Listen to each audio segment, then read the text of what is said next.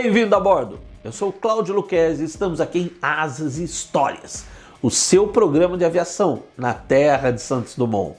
O avião que vamos conhecer foi o pioneiro no surgimento da aviação comercial em diversos países, ao redor do mundo todo, da Europa à Oceania e inclusive aqui no nosso Brasil. Esse avião foi o Junkers Ju-52-3M e essa é a sua história. Foi numa Alemanha tumultuada, se recuperando da destruição da Primeira Guerra Mundial, que a fabricante de aviões criada pelo genial engenheiro aeronáutico Hugo Junkers iniciou em 1928 o projeto de um novo avião civil de transporte de carga, de um só motor, que resultou sendo o Junkers Ju-52-1M, que voou em 3 de setembro de 1930. Mas ele se revelou muito limitado em suas capacidades e apenas um foi vendido para uma empresa canadense, com um pequeno lote de pré-produção entregue para a renascente Força Aérea Alemã, a Luftwaffe, para uso e instrução. E poderia ter sido aí o fim da história. Hugo Junkers tinha sido pioneiro, ainda na guerra, na construção de aviões em metal, substituindo as técnicas tradicionais de madeira e cobertura de tela. E além da estrutura, tinha desenvolvido um revestimento corrugado metálico que, unido à estrutura, resultava numa grande robustez e muita versatilidade de uso, inclusive em regiões de extremos climáticos. Então, a equipe decidiu testar a adoção de mais 2 motores, colocados nas asas, transformando o modelo num trimotor, gerando de fato um novo avião, o Ju-52-3M, que voou em 7 de março de 1932 e mudou a história da aviação no mundo. Forte, muito confiável, de fácil manutenção e dócil na pilotagem, com os 3 motores radiais, podia levar até 17 passageiros, ou umas 3 toneladas de carga, e tinha velocidade econômica de mais de 240 km por hora, com alcance de quase 1000 km. Era ainda capaz de operar em pistas curtas e rústicas. Além disso, num trabalho que podia ser feito facilmente em campo, seu trem de pouso com rodas podia ser trocado por flutuadores, permitindo operar em rios, lagos e reservatórios, e depois retrocado, se necessário. Todo um conjunto de qualidades que lhe davam uma versatilidade quase ilimitada.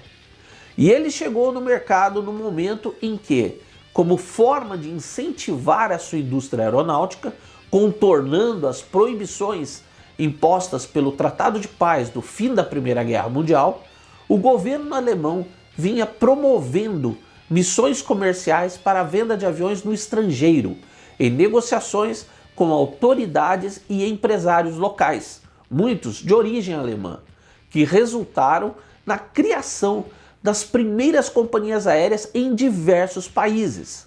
Isso aconteceu, por exemplo, na Finlândia, Suécia, Dinamarca e até na União Soviética e na China. E cruzando o Atlântico, essa ação também desencadeou o nascimento da aviação comercial em diversos países da América do Sul, como Bolívia, Colômbia, Peru e o Brasil. E foi assim que surgiu a primeira companhia aérea brasileira, a Varig, que iniciou as suas operações em 22 de junho de 1927, sendo seguida por uma segunda companhia aérea, o Sindicato Condor, que começou a operar no início de 1928 e era de fato uma subsidiária da companhia aérea alemã, a Deutsche Lufthansa, como outras companhias também criadas em outros países nesse período. E onde quer que surgissem essas companhias aéreas incentivadas pelos alemães, lá estava o Ju-52. Havia outros modelos alemães, mas o robusto trimotor foi, sem dúvida, o que mais se disseminou e teve uma atuação marcante na consolidação do transporte aéreo em dezenas de países. E no Brasil não foi diferente, com 24 desses trimotores operando no país.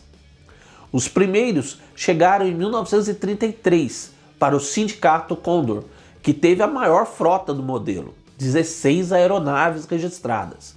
Vindo em seguida a VASP, que chegou a ter 7. E a terceira operadora foi a Varig, com apenas 1. E em serviço, esses trimotores foram pioneiros e consolidadores do nosso transporte aéreo. Nas cores do Sindicato Condor, ampliaram as rotas no Nordeste e Norte, chegando a Belém, no Pará, e consolidando, por exemplo, uma linha pelo interior, ligando Teresina, no Piauí, a Belém, passando pelo interior do Maranhão e do Pará. E com a VASP, criaram um marco da nossa aviação comercial, a ligação aérea diária entre o Rio de Janeiro e São Paulo, a origem da chamada Ponte Aérea Rio-São Paulo. O primeiro voo aconteceu em 5 de agosto de 1936, e no início eram 2 voos diários em cada sentido, mas logo passaram a ser 3 por dia, sempre com o Iu-52. E a VASP só parou de voar o trimotor em 1947. O último Iu-52 operando no Brasil, aliás, foi um arrendado da VASP para a Aeronorte de São Luís, no Maranhão, utilizado até o início dos anos 50. E no restante do mundo, esses aviões não foram menos pioneiros e inovadores. Por exemplo, hoje, muitas companhias oferecem Wi-Fi a bordo, certo? Você pode mandar mensagens de texto e até fotos, áudios e vídeos, dependendo do pacote oferecido. Tudo em pleno voo. Lá nos anos 30, os passageiros dos Iu-52 da DLH, nos voos na Europa, podiam enviar mensagens em pleno voo, através do radiotelegrafista de bordo. As mensagens em código Morse eram recebidas nos postos terrestres e entregues decodificadas aos destinatários. E sabe aquela turma que precisa trabalhar em pleno voo, que a gente vê em qualquer voo, com seus notebooks e tablets? Para essa turma, que sempre existiu, se ofereciam nos voos da DLH mesinhas com máquinas de escrever. Além disso, voando pelos 4 cantos do planeta, não tinha como o Iu-52 não participar de diversos momentos históricos.